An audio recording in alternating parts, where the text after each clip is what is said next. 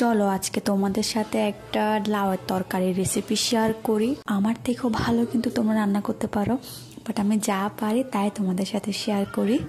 আমি কিন্তু এতটাও ভালো রান্না করতে পারি না, মোটামুটি পারি। তোমরা কারা আমার মতো ভালো রান্না করতে পারো না অবশ্যই আমাকে কমেন্ট করে বলবা, মিলে গেলে কিন্তু রিপ্লাই ভিডিও বানাবো।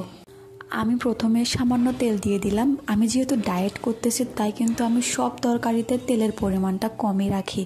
দেন এখানে লাউ দিয়ে দিলাম।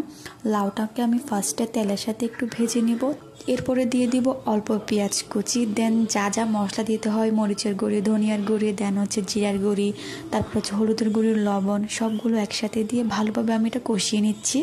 তারপরে দিয়ে দিব হচ্ছে মুগ ডাল। মুগ ডাল দিয়ে কিন্তু লাউ অনেক ভালো লাগে খেতে। তারপরে দিয়ে দিব হচ্ছে এখানে শুটকি। এটা আসলে কি শুটকি আমার মনে পড়তেছে না, আসলে এই নামটা আমি বারবারই ভুলে যাই। তোমরা জানলে কিন্তু অবশ্যই আমাকে কমেন্টে বলবা এই শুটকিটার নাম কি। দেন সবগুলো ভালোভাবে কষিয়ে নিব। এই তো আমার লাউ একদম রেডি। দেখতে এতটাও ভালো হয় নাই, কিন্তু খেতে কিন্তু ভালো হয়েছে। কেউ আবার বাজে কমেন্ট করবা না, আমি আসলে তেমন রান্না পারি না, মোটামুটি যাই পারি তাই তোমাদের সাথে শেয়ার করি।